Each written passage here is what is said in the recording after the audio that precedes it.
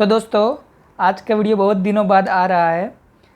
तो आज का टॉपिक है don't tell, ask the question. Yes, आपने सही समझा। पूछो मत, सॉरी माफ़ कीजिएगा, कहो मत, सवाल ज़्यादा पूछो। क्यों? मैं आपको एक एग्जांपल के ज़रिए बताता हूँ। यह है 1980 का समय अमेरिका में, जबकि इलेक्शन होने थे, प्रेसिडेंशियल इलेक्शन होने थे। लास्ट वीक बचा था इलेक्शन से पहले का, लास्ट वीक। और जिमी कार्टर उस टाइम के प्रेसिडेंट थे, जो कि 1976 में चुने गए थे। और जिमी कार्टर के सामने रोनाल्ड रेगन करके एक प्रेसिडेंट रहे थे। तो रोनाल्ड रेगन खड़े थे। तो दोनों की प्रेसिडेंशियल डिबेट होनी थी लास्ट वीक में, और जो कि एक ही डिबेट थी दोनों के बीच में। और वो, जहाँ तक मुझे याद है, वो debate one of the most viewed debate में भी है, उस टाइम के one of the most viewed debate में भी है।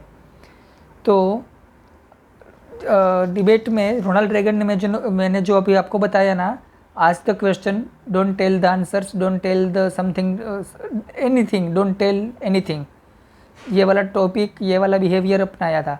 मैं आपको बताता हूँ एक बुक में से पढ़ के। ये बुक है मेरे पास अभी, देखो, डायरी ऑफ सीईओ। इसमें बताया गया है। मैं लाइन टू लाइन आपको रीड करूँगा, क्योंकि मैं अपने हिसाब से बताऊँगा, मैं कुछ लाइन मिस कर जाऊँगा तो आपको शायद इतना अच्छे से समझ में नहीं आएगा। तो मैं सोच रहा हूँ ये पैराग्राफ में आपको लाइन टू लाइन बताता हूँ, ताकि आपको समझ में आ जाए।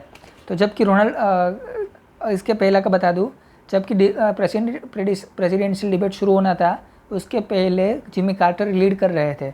और उसके बाद प्रेसिडेंशियल डिबेट शुरू हुआ, और रोनाल्ड रेगन ने अपनी स्पीच की शुरुआत ऐसे की, are you better now than you were 4 years ago?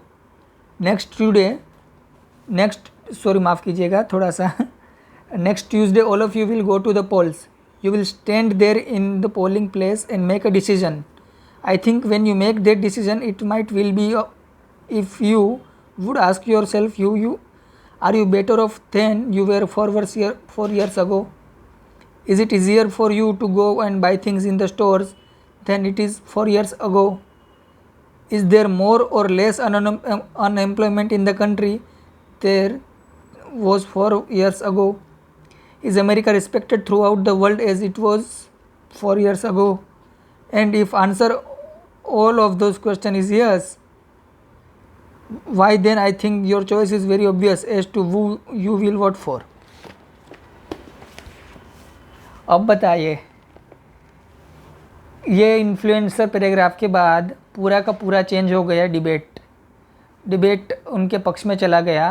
I think 60% people ने वोट किया था टू रोनाल्ड रेगन, और बताया था।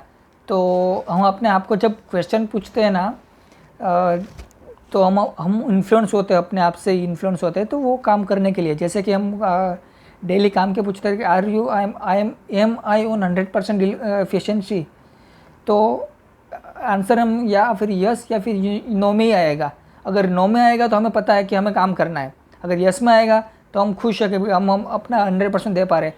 एज ए ह्यूमन बींग हम डेली 100% तो नहीं दे पाएंगे, बट हम ट्राई कर सकते हैं कि डेली 100% दे पाए। ठीक है, तो इस तरीके से है। और जब भी आंसर यस और नो में आता है तो ये मोस्ट इन्फ्लुएंस क्वेश्चन माना जाता है। इस टॉपिक की बात कर रहा हूँ मैं। दूसरे कोई टॉपिक की चाय पियोगे हाँ या ना, वो इन्फ्लुएंस वाली बात नहीं। इस टॉपिक में जब भी आंसर आप क्वेश्चन पूछोगे तो आंसर यस या फिर नो में आएगा तो मोस्ट इन्फ्लुएंस आंसर रहेगा। और कभी कभी ये इन्फ्लुएंस 5 से 6 महीने तक भी रहता है। ये रिपोर्ट्स कहते हैं, मैं नहीं कह रहा, ये इसी बुक में लिखा हुआ है। तो मैंने ये टॉपिक, आज का पूरा टॉपिक इसी बुक में से ही निकाला है। अगर आपको चाहिए तो मैं रेफरेंस दे देता हूँ। यह है law number 6 of the diary of a CEO by Steven Bartlett. तो मिलते नेक्स्ट वीडियो में, तब तक के लिए अपना ख्याल रखिएगा। Bye bye.